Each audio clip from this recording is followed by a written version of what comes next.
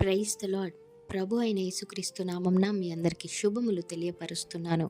మరి ఈరోజు పరిశుద్ధాత్మ దేవుడు మీకిస్తున్నటువంటి వాగ్దానము, మీకు అసాధ్యమైనది ఏదియూ నుండదు. ఆమేన్. కొంతమంది అంటారు, నేనెంత ప్రార్థించినా ఆన్సర్ రావట్లేదు, ఏం చేయాలి అనేసి అడుగుతూ ఉంటారు. నేనొకటి అడుగుతాను, మీలో విశ్వాసం అనేది ఎంత పరిమాణంలో ఉంది? అంటే మీ ఫెయిత్ లెవెల్ 20%, 40%, 70%? ఏంటక్క పర్సంటేజ్ అడుగుతున్నారు అనేసి అంటారా? మత్తయి రాసిన సువార్త 17వ అధ్యాయము 21వ వచనం చూసుకున్నట్లయితే, మీకు ఆవగింజంత విశ్వాసం ఉండిన ఎడల ఈ కొండను చూచి ఇక్కడి నుండి అక్కడికి పొమ్మనగానే అది పోవును. మీకు అసాధ్యమైనది ఏదియూ నుండదని నిశ్చయముగా మీతో చెప్పుచున్నానని వారితో అనెను. ఏంటంట? ఆవగింజంత విశ్వాసం ఉండాలంట. ఆవగింజ మనందరికీ తెలుసు, చూడటానికి చాలా చక్కటి రౌండ్గా ఉంటుంది, పర్ఫెక్ట్ షేప్లో ఉంటుంది, చాలా చిన్నదిగా ఉంటుంది. మనం రెగ్యులర్గా దాన్ని యూస్ చేస్తాము. చూడడానికి అంత చిన్నగా ఉన్నా అది భూమి మీద వేసినప్పుడు దాని చెట్టు ఎంత పెద్దదిగా ఉంటుందో మనందరికీ తెలుసు.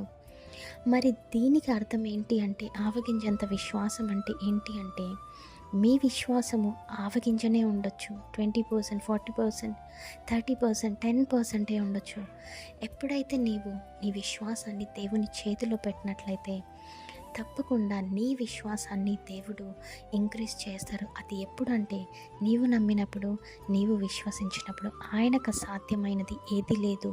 అలాగే ఇక్కడ చెప్తా ఉన్నారు ఈ లేఖనంలో, మీకు అసాధ్యమైనది ఏది లేదు అనేసి.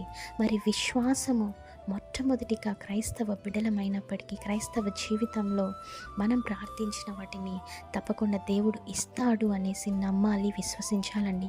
విశ్వాసం లేకుండా నాకు ఇష్టలై ఉండుట అసాధ్యం అని లేఖన భాగం చెప్తా ఉంది. మరి ఒక రెఫరెన్స్లో, మరి మీలో విశ్వాసం ఉందా? 10% ఉన్నా, 5% ఉన్నా, ఎంత పర్సెంట్ ఉన్నా, ఈరోజు ఈ క్షణమే మీ విశ్వాసాన్ని తీసుకెళ్ళి దేవుని చేతికి అప్పచెప్పండి. నమ్మండి, విశ్వసించండి. ఖచ్చితంగా మీ ఫెయిత్ లెవెల్ ఆయన ఇంక్రీజ్ చేస్తారు, ఆయన కృపను మీకు చూపిస్తూ. ఈ లేఖనాన్ని ఎత్తిపట్టి ప్రార్థించి విశ్వసించండి, నమ్మండి.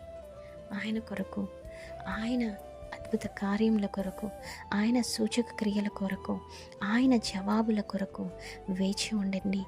ఎవరైతే ఈ లేఖన భాగాన్ని ఎత్తిపట్టి ప్రార్థించి స్వతంత్రించుకుంటారో తప్పకుండా వారి జీవితాలలో వారు కోరుకున్న విధముగా దేవుని చిత్తానుసారముగా యేసు నామములో జరుగునుగాక. ఆమేన్.